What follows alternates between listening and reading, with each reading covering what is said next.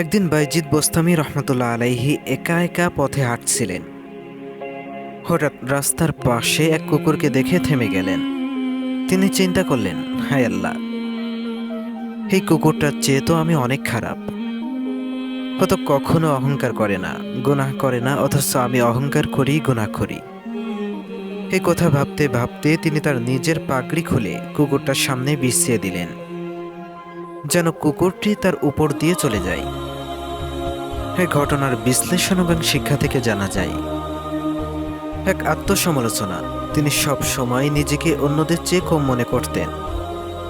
সত্যিকারের আল্লাহওয়ালারা নিজের গুনাহ এবং সীমাবদ্ধতা নিয়ে সব সময় চিহ্নিত থাকেন। 2, অহংকার মুক্ত জীবন। অনেক মানুষ বড় কিছু শিখলে নিজেকে বড় ভাবে, কিন্তু তিনি ছিলেন জ্ঞানের শিখর থেকেও নম্রতার চূড়ায়। 3 নম্বরে, দুনিয়ায় কোনো প্রাণীকে ঘৃণা করতে নাই, এমনকি কুকুরকেও তিনি অবজ্ঞা করেননি, বরং তার ভেতরও আল্লাহর সৃষ্টির প্রতি সম্মান দেখিয়েছেন। আজ আমরা একে অন্যকে ছোট করি, বিচার করি, অপমান করি, অথচ বাইজিদ বোস্তামি রহমতুল্লাহ আলাইহি নিজেকে কুকুর থেকেও খারাপ ভাবতেন। এটা ছিল তার ইমানি দৃষ্টিভঙ্গি। আমরা যদি নিজেদের শুধরে নিতে চাই, তাহলে আমাদেরও এমন আত্মসমালোচনার চোখ দরকার, এবং অহংকারের জায়গায় চাই বিনয়। একটি ঘটনা চোখে পড়ল, আল্লাহর দরবারে পৌঁছার ইচ্ছা। একবার এক ব্যক্তি বাইজিদ বোস্তামি রহমতুল্লাহ আলাইহিকে এসে বলল, হুজুর, আমি আল্লাহর তাআলার কাছে পৌঁছতে চাই। আমাকে এমন কিছু শেখান যাতে আমি আল্লাহর দরবারে পৌঁছে যেতে পারি। তখন হযরত বাইজিদ বোস্তামি রহমতুল্লাহ আলাইহি বললেন, তুমি কি সত্যি সত্যি আল্লাহর কাছে পৌঁছাতে চাও?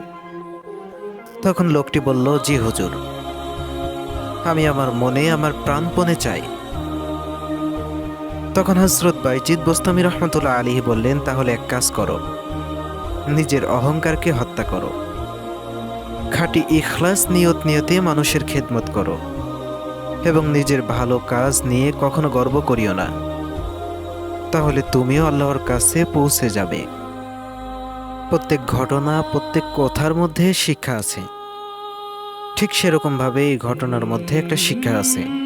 1 নম্বরে, আল্লাহর কাছে পৌঁছানো মানে অত্যাধিক উচ্চতায় পৌঁছানো, আল্লাহর সন্তুষ্টি অর্জন, গুনাহ থেকে মুক্তি, আত্মা শুদ্ধ করে আল্লাহর নৈকট্য লাভ করা, অহংকারকে দাফন করা, খাঁটি নিয়তের সাথে আমল করা, নিজের আমলের উপর গর্ব না করা, গোপনে আল্লাহর জন্য কাজ করে যাওয়া। আজকের দুনিয়ায় আমরা সবাই চাই আল্লাহর কাছে পৌঁছতে, কিন্তু আমরা অহংকার ছাড়তে পারি না, রিয়া করতে করতে আমল করি।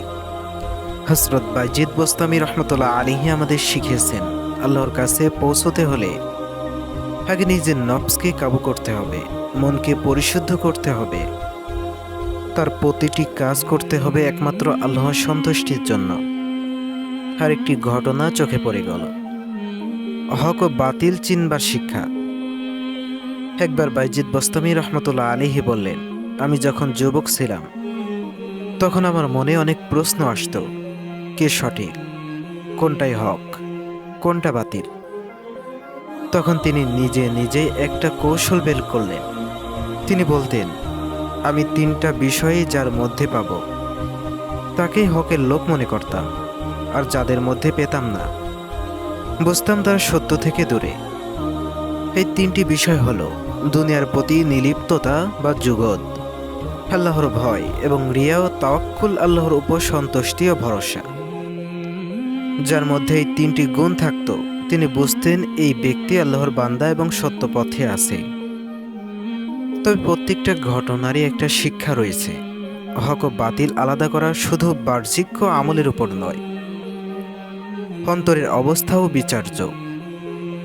সত্যিকারের আল্লাহওয়ালা সে যে দুনিয়াতে লোভে পড়ে না, যার অন্তর আল্লাহর ভয় এবং ভালোবাসায় পরিপূর্ণ, আর যে সব সময় সব অবস্থায় আল্লাহর উপর ভরসা করে অভিযোগ করে না। 3, আত্মসমালোচনা এবং পর্যবেক্ষণ শিক্ষা। নিজেকেও প্রতিদিন দেখা দরকার, এই 3টি গুণ আমার মধ্যেও আছে কিনা। বাস্তবতা দেখতে গেলে আজ আমরা কারোর মুখে ভালো কথা শুনলেই ভাবি তিনি হয়তো হকের লোক, তিনি হয়তো হকের পথে আছে, তিনি হয়তো সঠিক পথে আছে। কিন্তু বাইজিদ বোস্তামি রহমতুল্লাহ আলাইহি আমাদের শিখিয়েছেন, হক চিনতে হলে তাকাতে হবে মানুষের অন্তরের দিকে। আর দুনিয়া প্রীতি কতটুকু, তার আল্লাহর ভয় কেমন, আর তার তাওয়াক্কুল আছে কিনা। তাই আসুন আমরা নিজেরাও সেই হকের পথে চলি।